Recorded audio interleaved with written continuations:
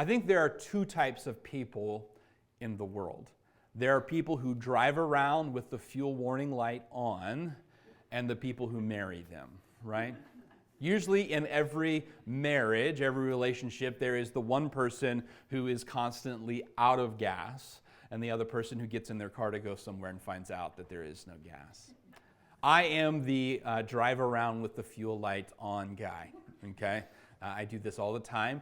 And the reason that I do this is I know that when that light comes on, I've got at least 40 more miles that I can go. So there's really no reason for me to think about it until that light comes on.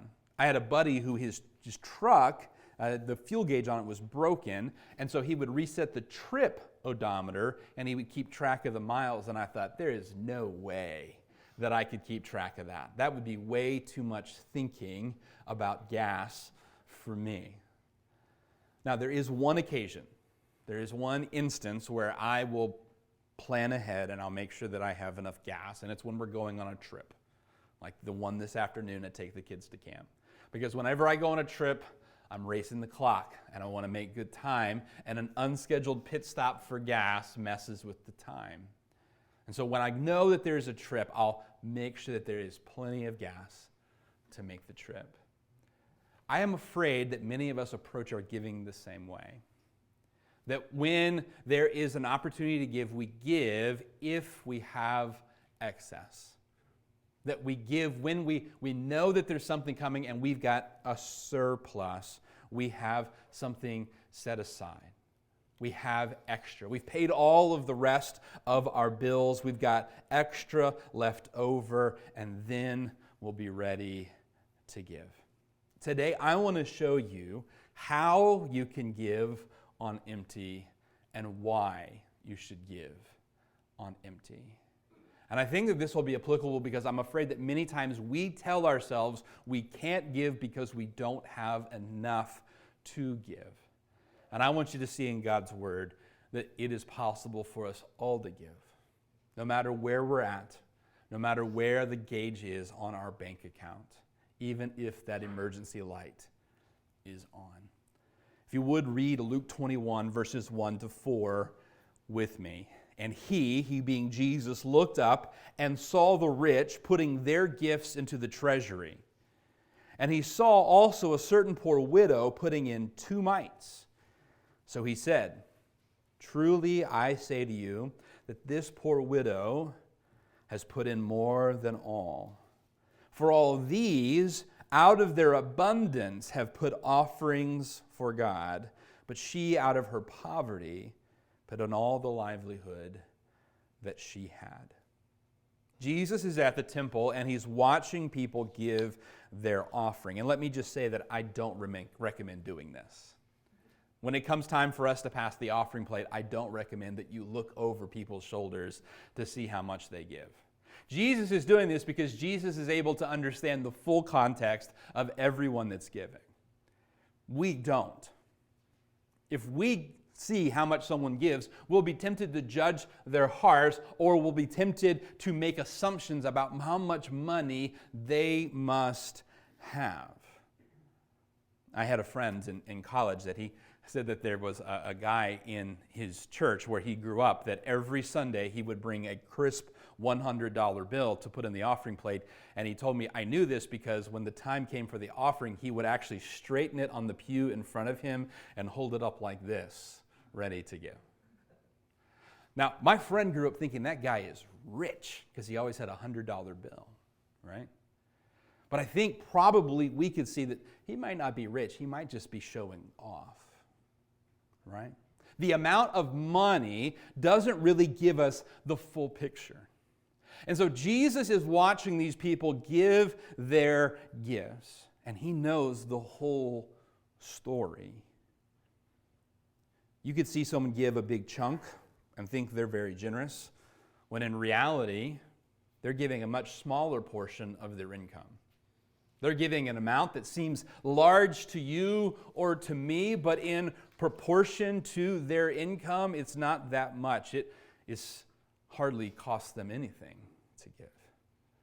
Jesus saw the people giving, and he saw this widow give, and he knew that even though the amount that she gave was small, that it was a significant amount for her.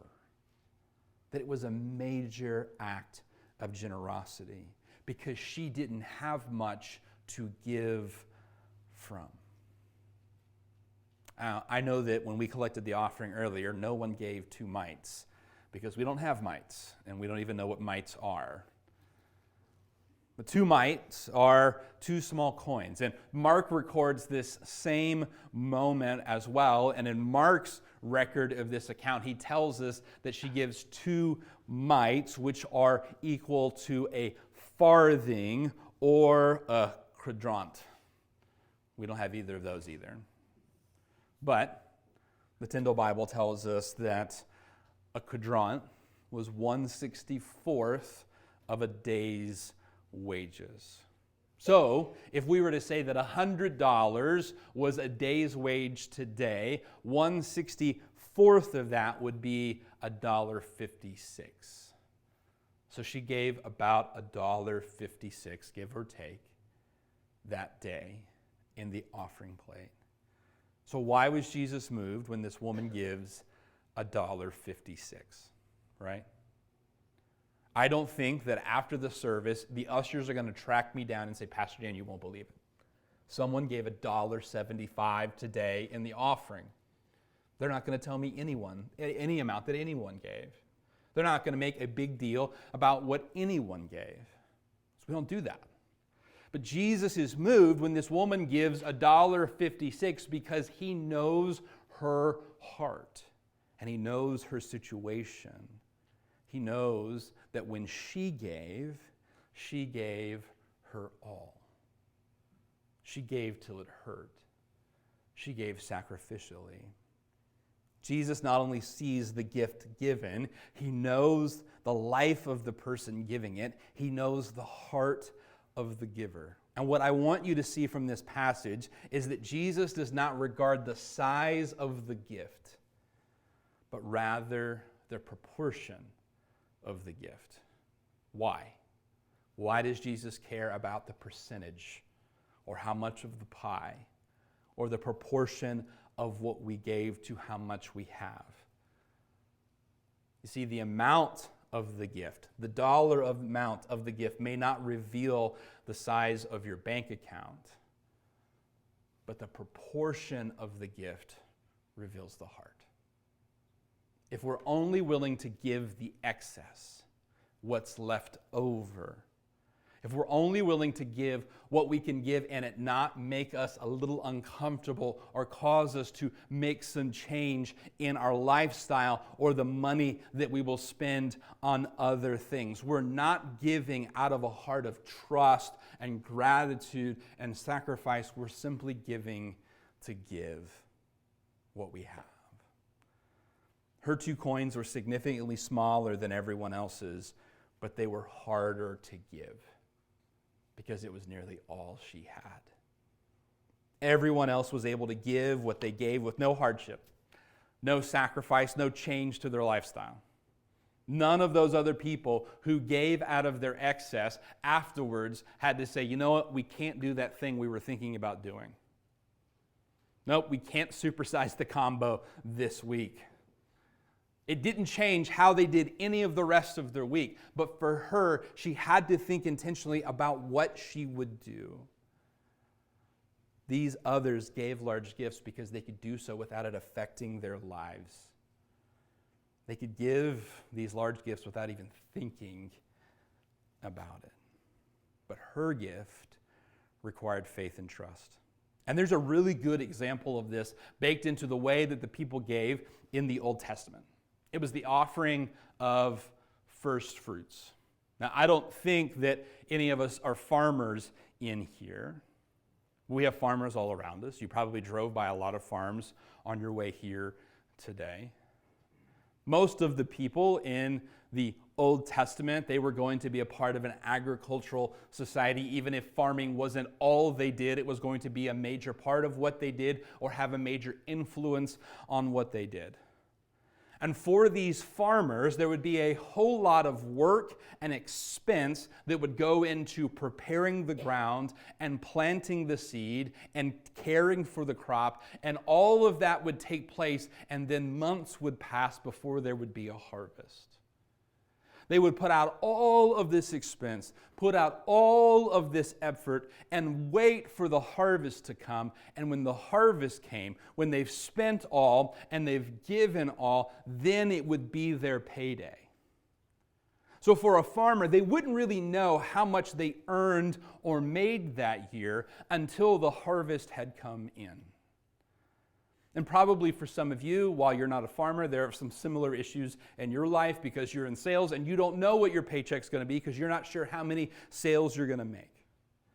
Or you don't know how much your investments are going to do or not do this year. Or how many customers are going to be repeat.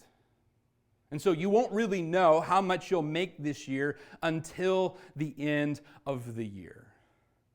For the farmers, they wouldn't know how much they would make or earn until the end of the harvest. But they would give, not at the end of the harvest, but at the beginning of the harvest. They would give the first fruits. When their crops first started to produce, they would gather those and they would take them to the priest. Now imagine if you've spent the entire year preparing for this harvest, you've put out all of this effort, you've put out all of this money, finally the crop starts to give, but you don't know how much it's going to give. This is just your first ear of corn. These are just your first bunch of figs or grapes. This is just your first little piece of wheat.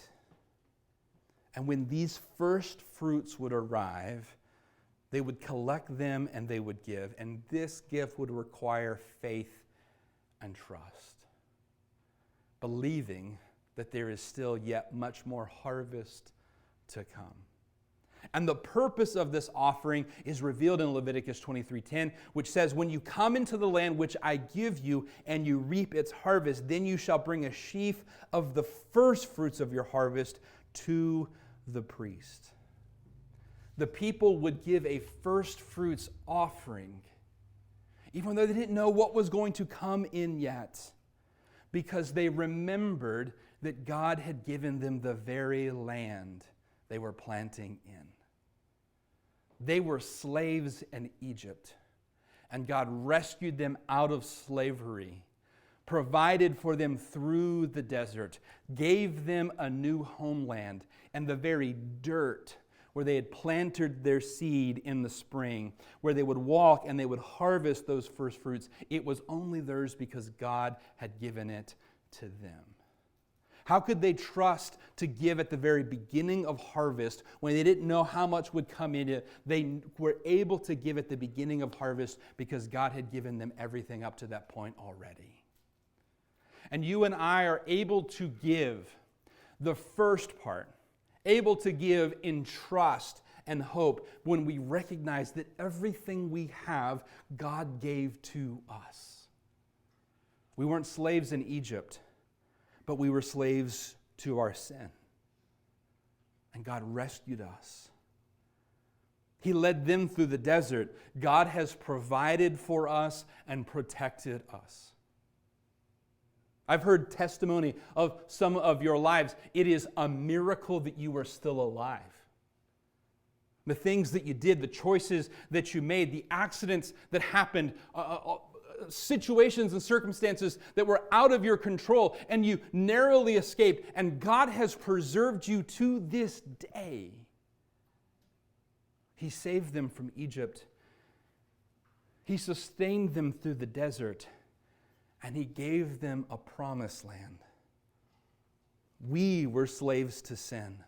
God called us and protected us through this life, and then He has given us the kingdom. And this week, when you go and you do your form of sowing and reaping, you do your form of planting and harvesting, it's only possible because God has made it possible. You only have what you have because God has given it to you. Every good gift comes from the Father above. And when we give, it's not out of fear or dread. I don't know how much harvest is going to come in. Rather, it's out of trust and gratitude because I see all that God has already done. And if He's proved Himself faithful again and again and again, I give the first part because I trust He will continue to be faithful again and again and again. Now let me show you the opposite. Let me show you the reverse of this heart. Look at 11:42, Luke chapter 11, verse 42. This is back on page 730 in your pew Bible. Jesus is speaking to a very different group of people. Jesus is speaking to a group of people who always give, but their hearts aren't right. Jesus is speaking to a group of people who give large amounts, but their heart is not right. Luke 11, verse 42, "Woe to you, Pharisees, for you tithe the mint and rue and all manner of herbs, and pass by justice and the love of God. These you ought to have done without leaving the others undone." How many of you have a garden? I know several of you have gardens. We don't have a garden, but we have 2 raised beds where my kids are super excited. We got our first pepper yesterday. We've got some herbs growing in it. I'm going to be honest with you. I believe in tithing. I believe in giving regularly. I did not put together an Excel spreadsheet on those gardens so that I could give 1/10 of every pepper and 1/10 of every herb. I have failed to do that. Okay? What Jesus says is that that's what these guys have done. That they figured out how much mint they had grown in their garden and they gave God 1/10 of the mint. And they figured out how much anise they had grown in their garden and they gave 1/10 of that. How much rue, and they gave 1/10 of that. How much parsley, 1/10 of that. And they had figured out all of these things. They have gone to the ultimate degree to make sure that they're giving these things. But their hearts are not generous because they pass by opportunities for generosity and helping people every day, and they are not concerned. And Jesus says you should have done these things and also the other.